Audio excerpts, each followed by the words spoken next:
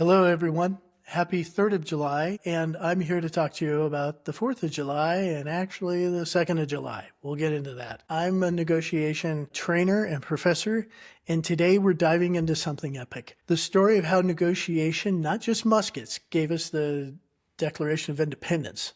I want you to picture this. It's 1776, and a group of colonists are all packed into a hot, stuffy room in Philadelphia, and they've been arguing, they're sweating, and they've risked everything to decide if they should break free from Great Britain. Now, one wrong move, and the dream of a free America could have collapsed, and who knows what this country, this area, would look like today. But let's unpack how the Founding Fathers used negotiation to make history and what we might be able to learn from them today. So let's set the scene.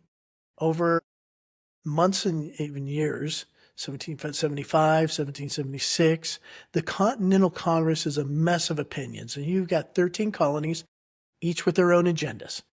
Some folks like John Dickinson of Pennsylvania wanted to stay loyal to King George, hoping for peace, and others, like John Adams, were ready to burn the bridges and declare independence. And the stakes? Just small ones, just like treason and war and the future of a nation, the lives of their children and their spouses. No pressure, right? These guys were staring down real fear, fear of failure, fear of death, fear of losing everything. But they also had hope, and that's where the negotiation came in. Now, as a negotiation coach, I see the Founding Fathers using the skills I teach in my classes and in my book that will be coming out very soon, The Bold Negotiator. They had to be bold and realistic, authentic and vulnerable and empathetic. And to those of you that have had my course, that's what I call the BRAVE framework. So let's meet the key players. You have John Adams, who was a bulldog pushing hard for independence. You had Benjamin Franklin, who was a diplomat, smoothing egos and keeping everyone focused. And Thomas Jefferson, well, he was the wordsmith, pouring his heart into the Declaration's draft. And together, they had to unite a divided room. Does that sound like familiar? Maybe it's like when your family has to agree where they go for dinner. And I'm not sure which one has higher stakes, no pun intended.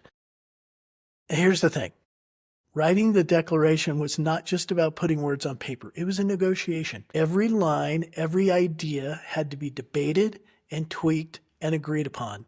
Take the slavery clause, for example. Thomas Jefferson wanted to call out Britain for the slave trade, but the Southern delegates said, no. We need unity. It was a painful compromise. They cut the clause to keep the colonies together. Was it perfect? No. But it shows how negotiation sometimes means making tough calls to achieve a bigger goal.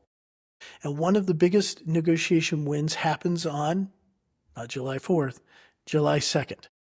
After months of back and forth, the delegates finally voted yes to independence. And that was huge.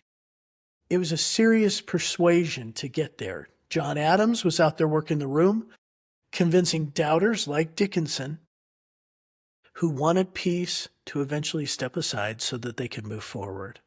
And then there's Franklin. I love this guy. He took Jefferson's draft and made it sharper, less inflammatory, to keep everyone on board. That's a classic negotiation move. Know how to soften the edges to get agreement. So, what can we learn from 1776? Let's go back to the BRAVE framework. First, be bold. Adams didn't back down, even when people called him crazy for wanting independence. But he was also realistic. Franklin knew they couldn't push too hard or they would lose key allies, and helped Adams get there. Third, be authentic. Jefferson's words in the Declaration, they came from the heart, and people felt that. The ability then also to be vulnerable. These guys admitted their fears of war, of loss, of failure, but they pushed through. And fifth, be empathetic. They listened to each other and found common ground and built a united front. Now, these lessons aren't just for history buffs. Whether you're asking for a raise, settling a family dispute, or closing a business deal, the same skills apply. You face your fears like the founders did, but you dream big. like they did with their vision of a free nation based on laws and not just people, to correlate, to collaborate, because no one gets an agreement alone.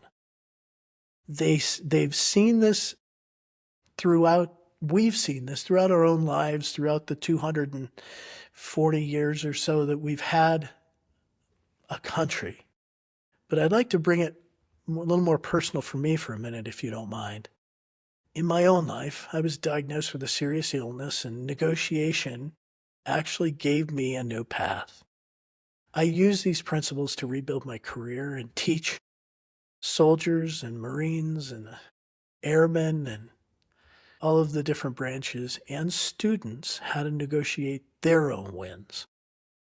A few years back, I was told I might not have long to live, and it was terrifying, but I leaned on negotiation skills to fight for a new purpose, teaching others how to stand up for what they want. And that's what the founders did. In my small way, I've tried to emulate that a bit. They turned fear into hope, and they made the impossible happen. And that's what July 4th is all about. Celebrating the courage to ask for the things that truly matter. The Declaration was not just a document, it was a promise. It was forged through tough negotiations that freedom is worth fighting for. And this 4th of July, let's honor the spirit of being bold negotiators in our own lives. Got a big ask coming up? Channel that 1776 spirit. Make your case. Dream big. And get an agreement. If you love this dive into history, hit that like button and subscribe for more negotiation tips. And drop a comment. Tell me, how are you going to negotiate your next big win? Happy Independence Day, everyone.